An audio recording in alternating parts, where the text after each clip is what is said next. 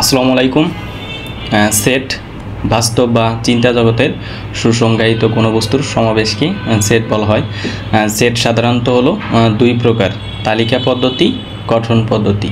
তালিকা পদ্ধতি যে পদ্ধতিতে সেটের সকল উপাদান সুনির্দিষ্টভাবে উল্লেখ করা থাকে, আমাদের উপাদানগুলো ওখানে উল্লেখ করা থাকবে। আর সেট গঠন পদ্ধতি হলো সুনির্দিষ্টভাবে যে আমাদের উপাদানগুলো সেগুলো উল্লেখ করা থাকবে না। এরপর আসে সসীম সেট। যে সেটের উপাদান সংখ্যা গণনা করে নির্ধারণ করা যায় তাকে সসীম সেট বলা হয়। যেমন 1 2 3 4 5 পর্যন্ত।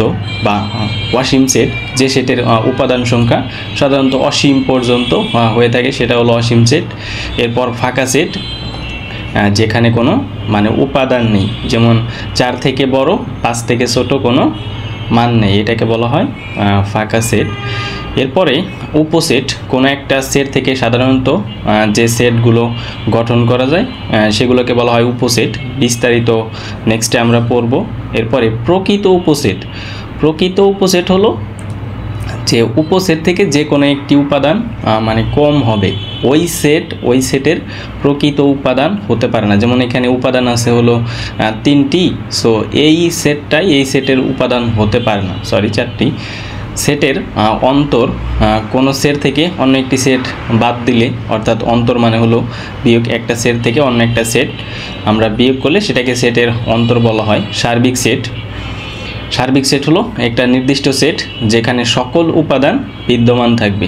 এরপরে হলো পূরক সেট, সার্বিক সেট থেকে যে কোনো সেটের উপাদান বাদ দিলে আমরা সেটাকে পূরক সেট বলি।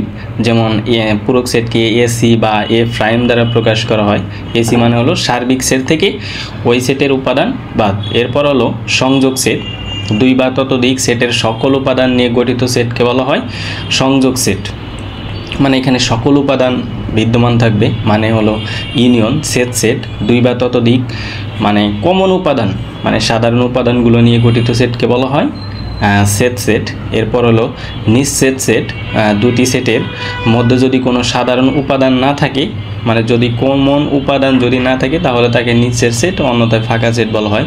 এরপরে শক্তি সেট, হলো একটি সেট থেকে যতগুলো সেট গঠন করা যায়। এখন আমরা ম্যাথে চলে যাই।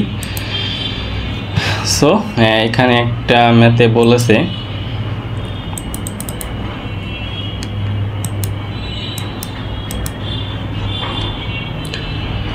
এখানে আরেকটি সেট দেওয়া আছে। আর হলো রিয়েল নাম্বার, x যেন x belongs to a, y belongs to a এবং y minus 2x equals to 1 একটা সম্পর্ক দেওয়া আছে, যেখানে a সমান হলো -1 0 1 3।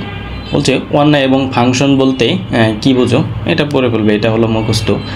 আর অন্যায়টিকে তালিকা পদ্ধতিতে প্রকাশ করো। এই অন্যায়টিকে আমাদেরকে তালিকা পদ্ধতিতে প্রকাশ করতে হবে। সো আমাদের এই জিনিসটা লক্ষ্য করতে হবে যে x belongs to a, y belongs to a, এর যে মানগুলো আছে সেই মানগুলো x এরও উপাদান হবে, আবার y এরও উপাদান হবে।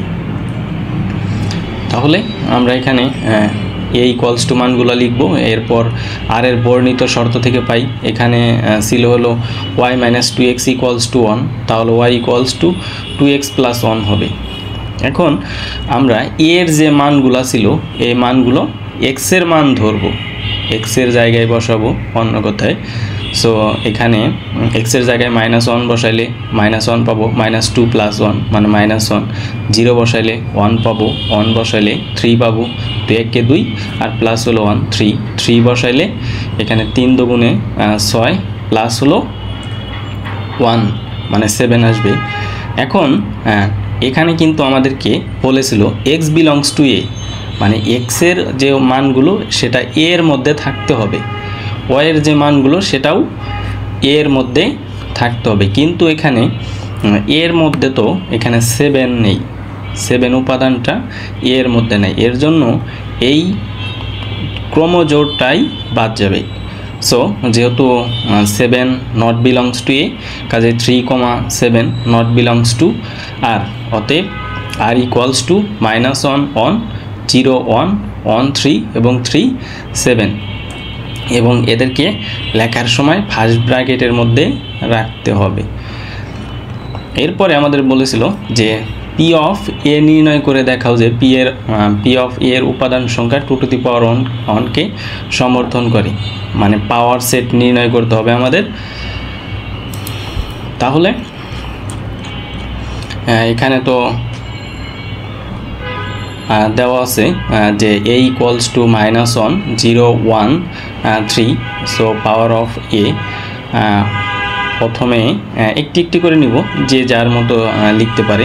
সাধারণত লেখার সময় আমরা -1 0 1 3, এরপরে -1 0 -1 1 -1 3, এরপর দুইটা দুইটা করে নিব 0 1 0 3, এরপর হলো 1 3, এবার তিনটা করে -1 0 1 -1 0 3 -1 1 3, এরপরে 0 1 3।